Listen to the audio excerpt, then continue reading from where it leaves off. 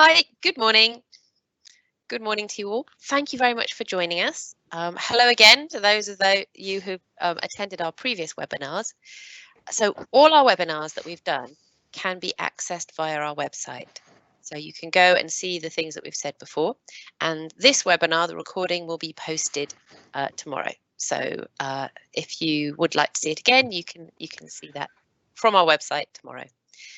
Also, all the question and answers that are asked during the webinars, we collate them all and we write the answers to them, and we're going to post that on our website as well. So you'll be able to view those at a later date, as well as having your questions and answers answered today. If you have any questions, please post them in the chat and we will answer some of them as we go along. And after the presentation, we will go through and answer some more if we can. So first of all, we'll have a presentation just going over the secure configuration for schools. And then at the end, we will discuss some of your questions. So without further ado, I'd like to introduce Andy and Neil, who are both from our technical certification team. Andy, until recently, was in the British Army, and Neil has a long history in IT infrastructure and IT support. So Andy's going to give the presentation and then we will discuss your questions. So over to you, Andy. Thanks, Emma. Good morning, everyone. Thanks again for joining us on another presentation for the Cyber Essentials for Schools. So for those of you that haven't met me, my name's Andy. Just joined IASME in this year. I'm also a school governor at a local school, so I know exactly where everybody's coming from. And the battles that you're facing where trying to implement this the scheme into your schools. It is achievable, so hopefully we'll be able to give you some advice on how we can achieve that today and in the other presentations. So it's going to be a 25 to 30-minute presentation again on secure configuration, which is the second technical control that we'll be looking at. And as always, Neil and Emma will be monitoring the chat, answering questions as we go. But after we finish this, we'll have a bit of a Q&A session from anything that wasn't answered.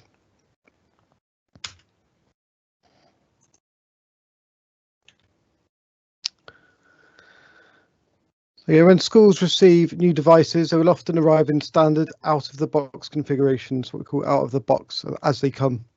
It is important that schools take action to harden these devices and reduce the attack surface of new devices that will help prevent them being susceptible to a cyber attack. By applying some simple technical controls when installing computers and network devices, you can increase the protection of your school's IT infrastructure.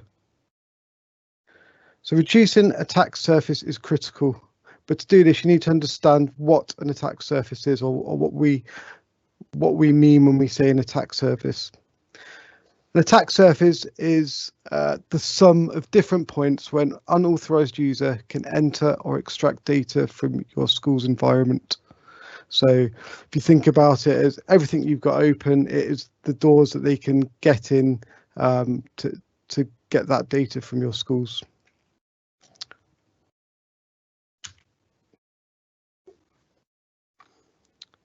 So by the end of the presentation, you should be able to understand why secure configuration is important, state what devices your school will need to apply secure configuration controls to, understand what technical controls need to be applied to those devices, understand the technical controls that need to be applied to the password-based authentication under the Cyber Essentials scheme, and then also give you some extra information about some headings that you can put in your policies to draft a compliant password policy to help your school along. So for those of you that joined yesterday, we spoke about changing password on your firewalls and routers. Today we're going to be speaking more about what makes up a good password and what policies you should have in place to support that for that and other controls in the scheme. A lot of what we're going to cover may seem common sense, but it's surprising how often people get this wrong.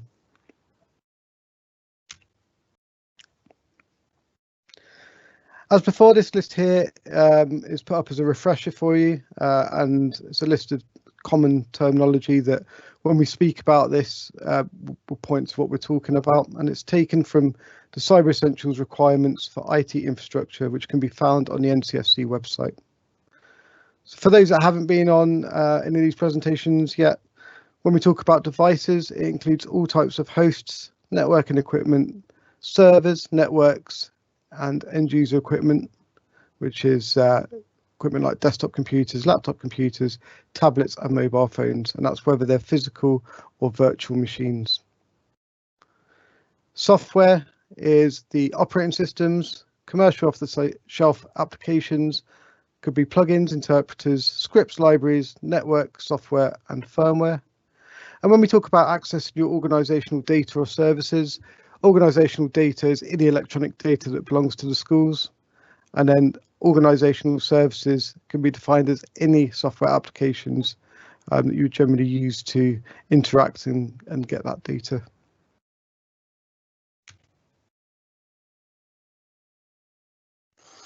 Okay, so whilst manufacturers do have some concerns surrounding security, their main concern when they push a product out is for it to be user-friendly and to give a better customer experience, because that's what's going to affect their sales and their ratings.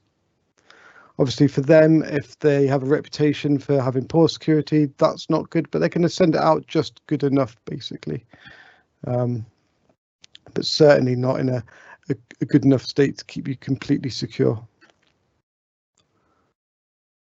By default, it would be widely known what your infrastructure's attack surface is, because everything comes the same out of the box.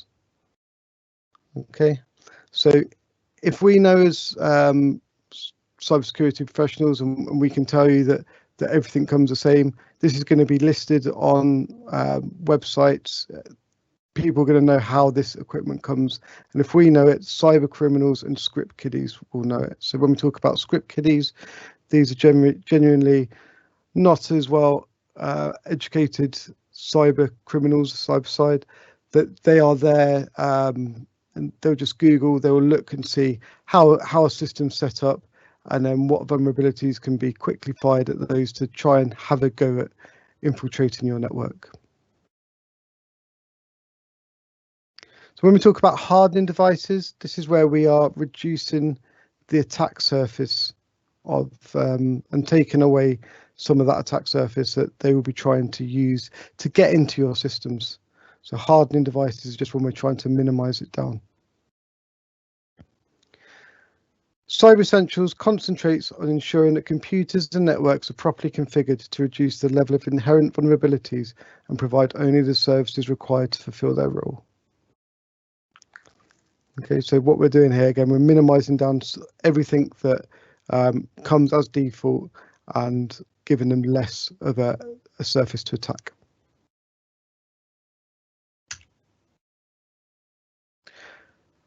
Secure configuration is one of the controls within Cyber Essentials and applies to the following within your infrastructure. So email, web and application servers, desktop computers, laptop computers, tablets, mobile phones, firewalls and routers. So even though we covered firewalls and routers yesterday, the secure configuration part still applies to those as well. So the stuff we covered yesterday was just specific to firewalls, whereas this is everything inclusive of that. So this means when answering the questions in the question set relating to secure configuration underneath the secure configuration heading, all of these devices, they're asking about all of these devices.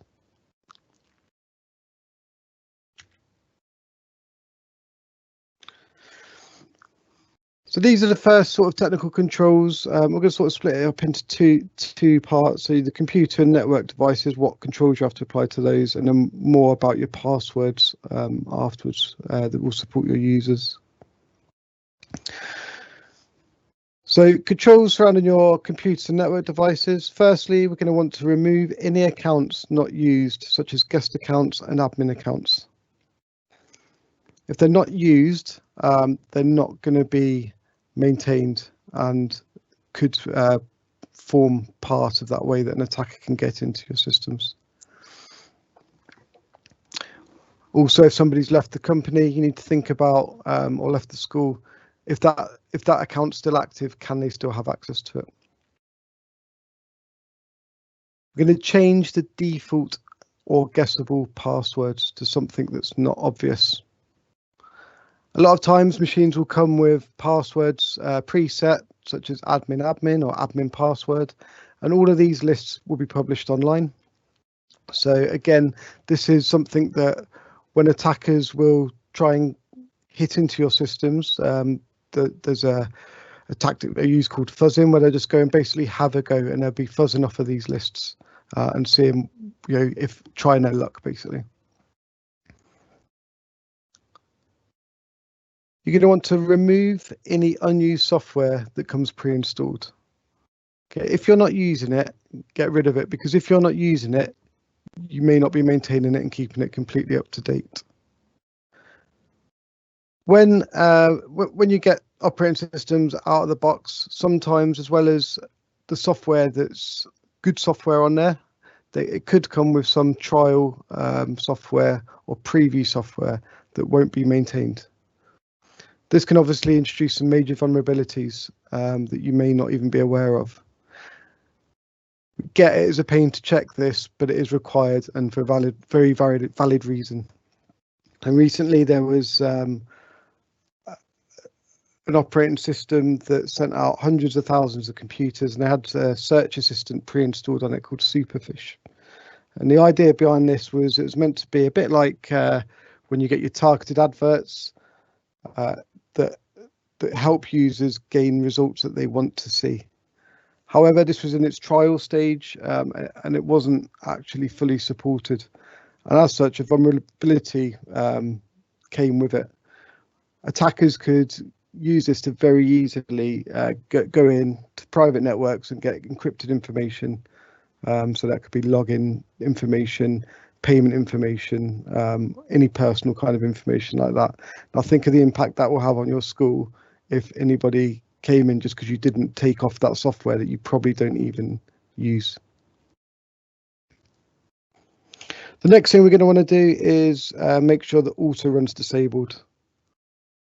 So there's a couple of reasons we do this, and you do it in a couple of places. But what we're trying to get away from here is files auto executing.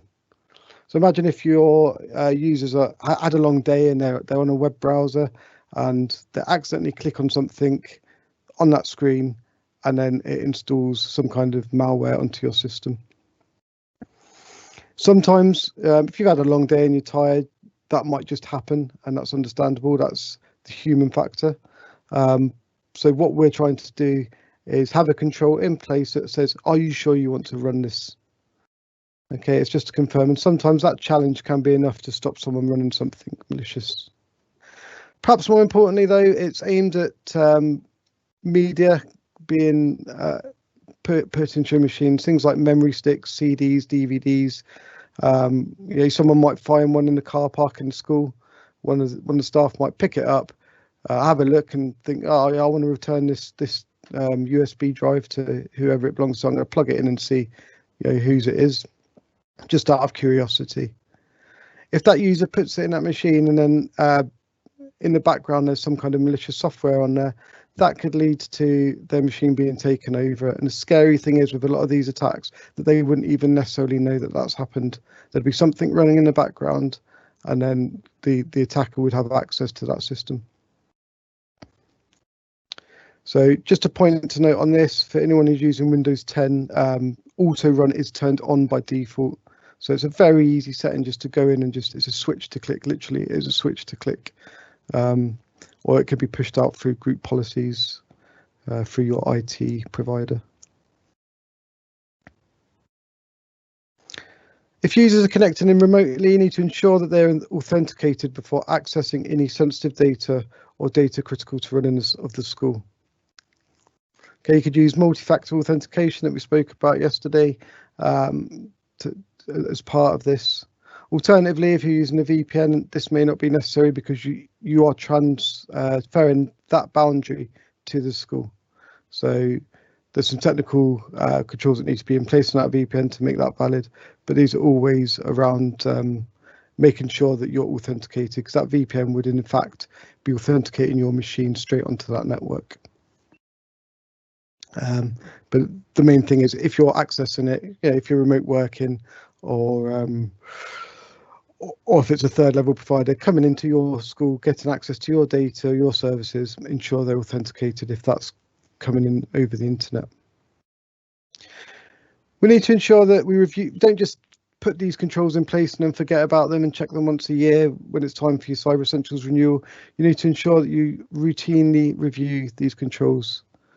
Check that the software that you're using is still, or the software installed is still in use, and check that you haven't got any unused accounts on those systems. Okay.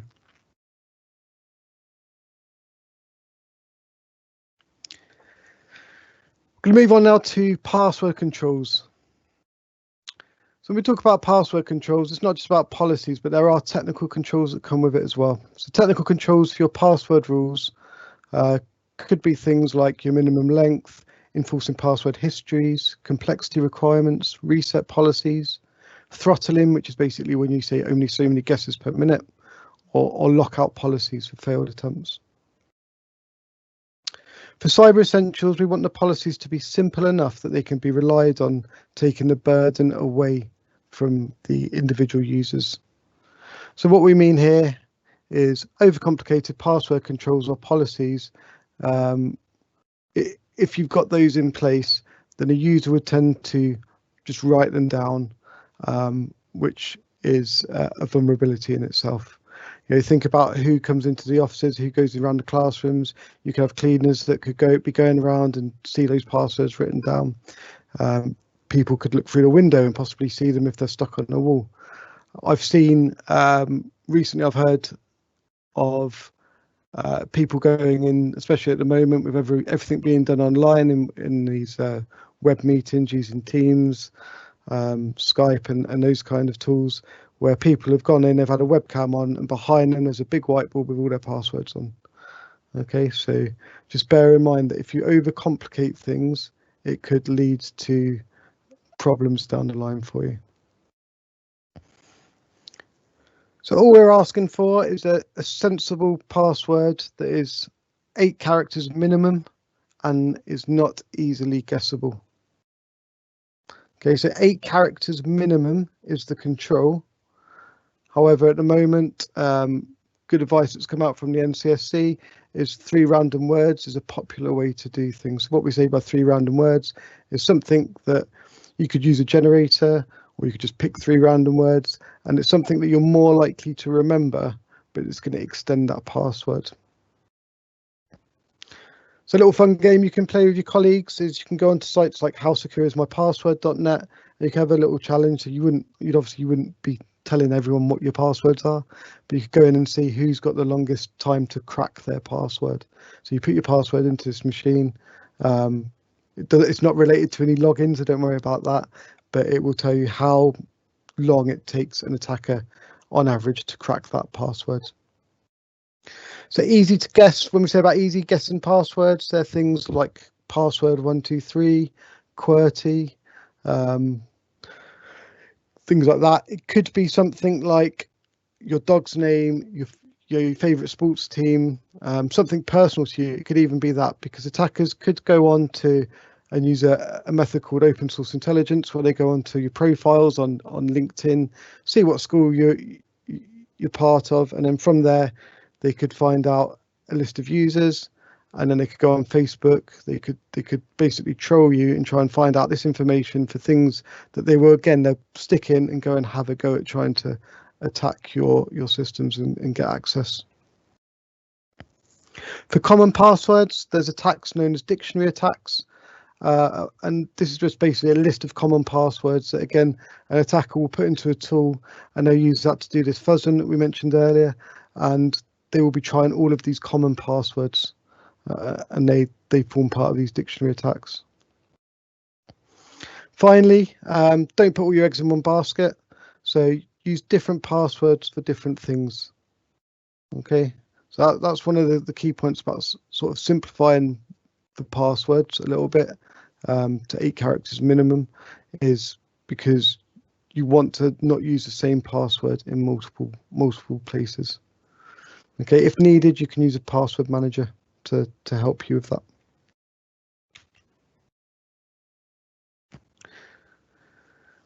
So we've got some additional controls we need to put in place for passwords for internet-facing services.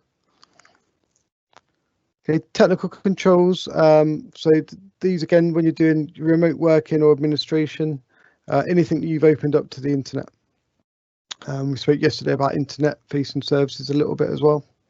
So we need to do brute force protection, and there's one of the two methods you can use there. So brute forcing, so similar to when I spoke about the dictionary attack just now, except this time it's not a list of common passwords and phrases.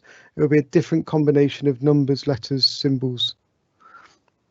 Okay, so for the minimum 8 characters that we ask for, if you're just going to use numbers, that will take approximately 3.3 seconds to brute force at the moment using today's machines. If you use lowercase alphabet, it could take up to 1.9 hours to break that password. If you're using a mixture of upper and lowercase, it could take up to 21 days to crack that password. Alphanumeric, so uppercase, lowercase, and numbers, would take 84 days or around that time to crack. And then all characters, so including symbols, would take around 7 years to crack that password. So with this in mind, yes, it could be timely, but it is still possible to get in using brute forcing techniques where they're trying all these different combinations and they just use a tool to link it to your account again, and they could quite easily get that with time. That's why you need to use lockout or throttling. Okay, so locking out accounts after no more than 10 unsuccessful attempts. So after that 10th unsuccessful attempt, they'd have to go to an administrator to get that reset. Or limiting the number of guesses to no more than 10 in 5 minutes. That's an example of throttling there. Okay, and again, that's going to slow everything right down. Minimum password, again, length of 8 characters, that's minimum. And we ask that you do not put in a maximum password length. Okay, because that is just going to put your security down by putting in that maximum, putting in that barrier. It could be complicated if someone wants to use a phrase. So again, if they're using this 3 random words technique for their passwords, imagine if you put in a maximum passwords of 11, then they're not going to be able to use anything over 11 characters. So just to give you an example of the difference between 8 and 12 characters. So 12 characters, I'm going to reiterate, this is not the technical control, but if you did use the 3 random words, if you had 3 random words that were 12 characters, you could have them all lowercase and it would take 100 years to crack that password. So it is more efficient having a longer password that is simpler to remember sometimes. Final point on here then is you must be able to demonstrate that you have a process in place should the worst happen. So when we ask about do you change passwords promptly if you suspect if you've been compromised, saying that you have never been compromised is not a viable answer for the scheme. You need to have a plan in place of what you're going to do should that happen. Okay, how do you detect it? What would you do? Here's some controls to avoid. So we've spoke about these kind of just previously. Don't enforce regular password expiry for any account or enforce password complexity requirements. So password complexity requirements are when you say that it needs to be, we wouldn't expect to say it has to be eight characters with a capital, a lowercase, a number and a symbol, because that's going to make it more complex for your users. It shifts the burden away from the control and onto the user, and it means that they're more likely to write down or keep the same passwords between their different systems.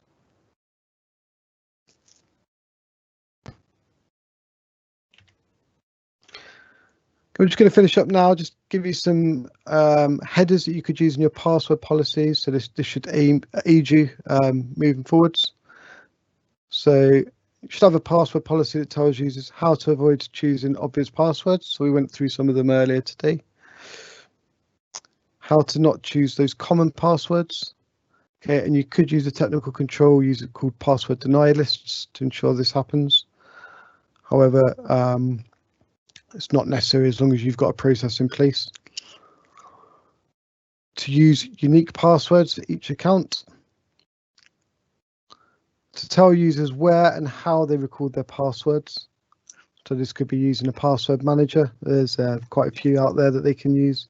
Again, this isn't mandatory for them to use it. It's just where they can go for that information. You know, can they store their passwords in a sealed envelope in a safe in the school?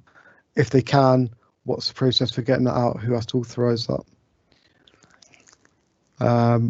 And which passwords they must memorize and not record anywhere.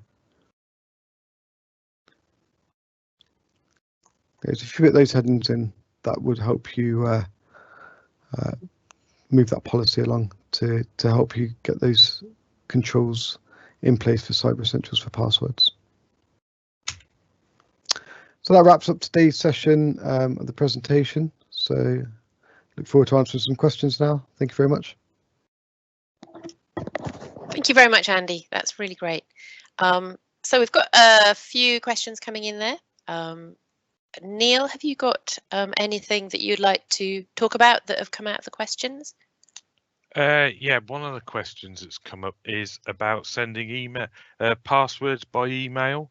It's not actually dictated in Cyber Essentials, but it's a bad practice to send passwords by email. There are many routes where that you don't have control over where your emails go, and they get stored on many other servers outside your control.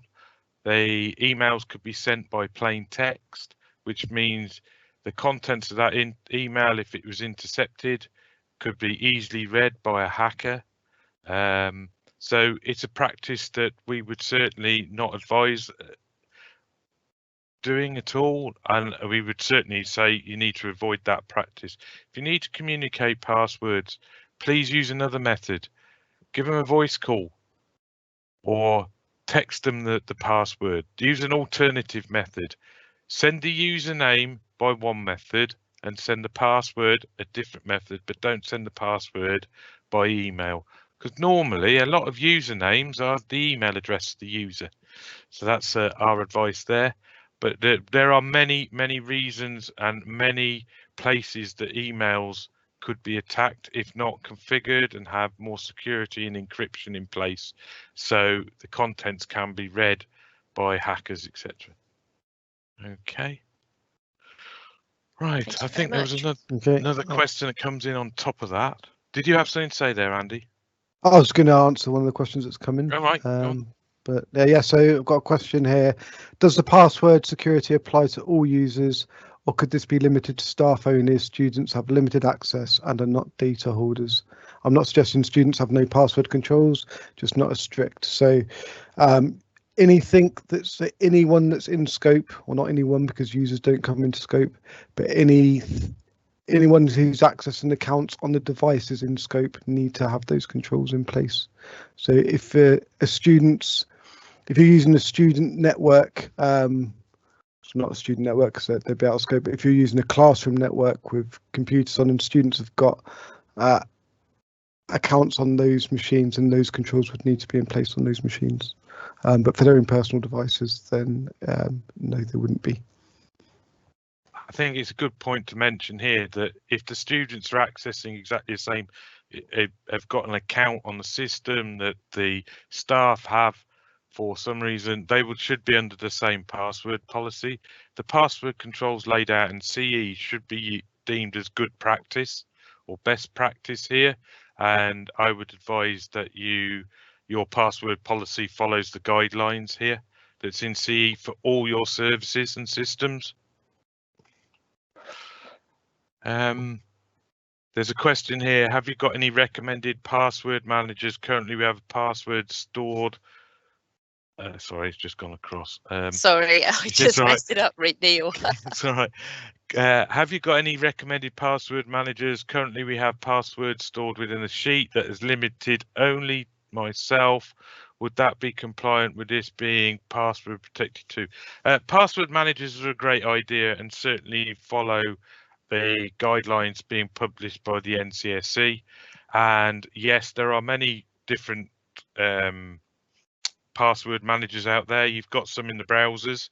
One of the key elements here is that the database where your passwords are stored with the password managers are encrypted and normally need a master key, one key to get in. That you should keep that key very secure. If you have these, just a word on written down passwords, ideally you should be really keeping them locked away and in a sealed envelope if there's one person who has access to them. Okay, those are the kinds of guidelines, and I think there is, if you read the recommendations document, that is the guideline that's in there around this subject.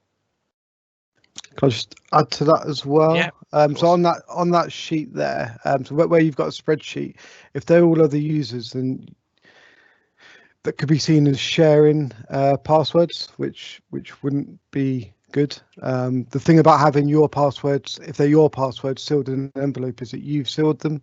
You possibly stamped them, signed them, put them in the safe, and then you would know if somebody else has seen it. So you shouldn't be sharing passwords. So it's just think about that as well. If they're all your passwords in that spreadsheet, then yeah, certainly password manager.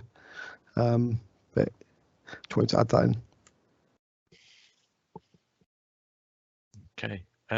Do you recommend using encrypted email solutions? Yes, certainly we do.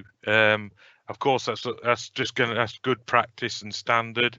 You certainly should have things on your email system be checking.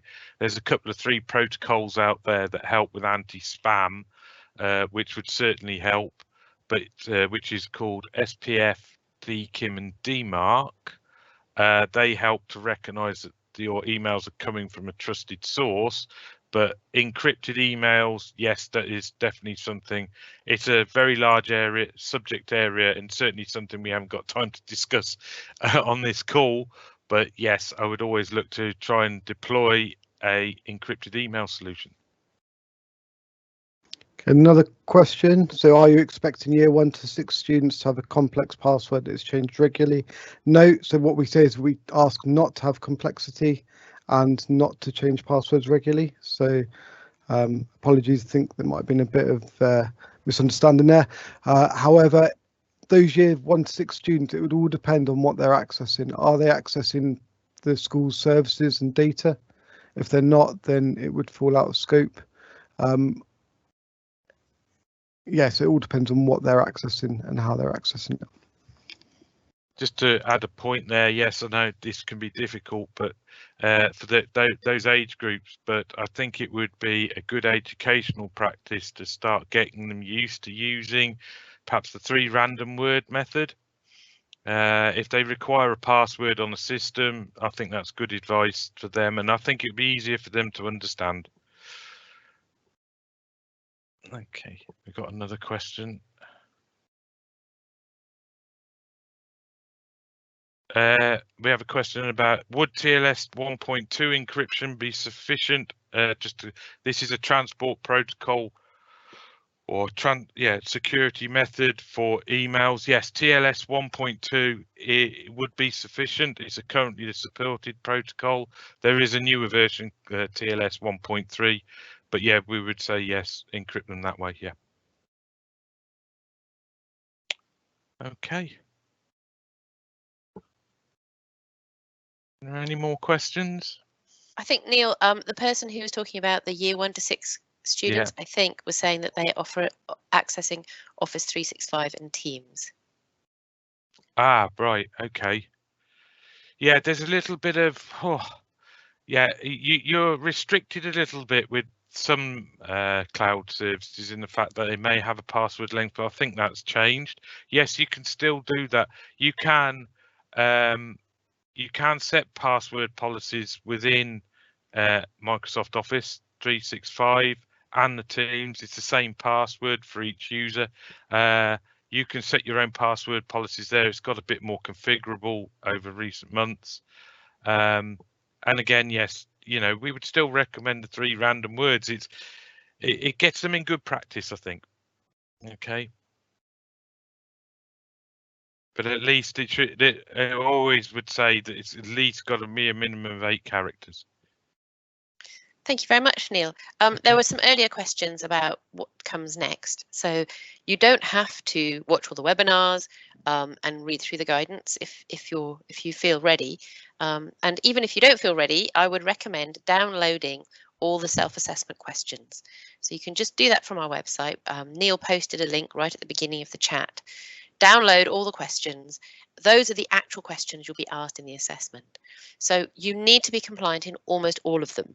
Basically all of them. So it's worth going through, working out which you're not sure about, which you might need to do some work on, and getting all that in place. Once you feel that you've got all those controls in place and you're ready to go through the assessment, then you can apply online. So there's one website to apply if you're part of the RPA pilot, and there's another one to apply if you're not, because obviously if you go to that one you get asked to pay the £300. So make sure you're applying on the right website. If you've got any questions on that, you can contact info@iasme.co.uk or give our team a ring, and we'll help you do that. Once you apply, you'll be sent the login details for the secure online assessment platform, where you'll see exactly the same questions, and you can copy and paste the answers from your spreadsheet. It'll take a little bit of a while to go through each of the questions and copy and paste in. You then need to upload a signed declaration from the school board to say that all the answers are true. So you might need to get them to approve that in advance, and then you submit. Now, once you've got the assessment account on the secure assessment platform, you have at least 6 months before you need to submit. So there's no hurry with any of this, and our team is here to help and support you. If you submit and you fail, and a lot of people do fail the first time, maybe they haven't understood the question, or maybe the assessor has misunderstood their answer, or maybe there's a few things they still need to do. If you do fail, then you'll get all the feedback from the assessors and you'll get 2 weeks to make some changes and resubmit. So that's the process. I think there is another question there, Neil. Do you want to take that? Yeah, there's a question here that says about two-factor authentication. Is it a good idea for staff and pupils, or just staff? For people who don't understand, two-factor authentication is when you put in a password with your username, and then it asks you for a second random, maybe a passcode that's been texted, or using authentication app on a smartphone to input a second code. Now, this is what's classed as a item that's something you have. So we would always say that two-factor authentication is a very good method. It helps protect your access to certainly your cloud services, and where possible, yes, it should be put in place. Certainly recommend it for your staff. If you're accessing Office 365, just think, if the hacker got hold of the password and you're using an authenticator app to get into the service, if you're using the authenticator app on the smartphone, the hacker would have to have that in their hand at the same time. So that makes it very difficult, yes, and it does make your cloud services a lot more secure than just relying on a straight password. It's certainly something we would recommend at this time, and certainly something that I would expect to be involved in the scheme going forward in future versions that will be released. So good practice to get in that way of working from day one, really. Okay. Brilliant. Thank you very much. I don't think there are any more questions. So we are going to download all these questions and add them to our database of questions that we're collecting over all the webinars, and we will make those available as a download from our website. So if you go to our website, you'll be able to download and rewatch this this webinar, and in the same place, hopefully soon, hopefully today or tomorrow, you'll be able to download the questions and answers that we've had so far, and we'll keep adding to those as we go through the webinars. So if you've got any other specific questions, just email us or give us a ring. So thank you very much indeed to Andy and Neil and thank you to you for joining us. That's really great. Thank you very much indeed. Goodbye. Thank you.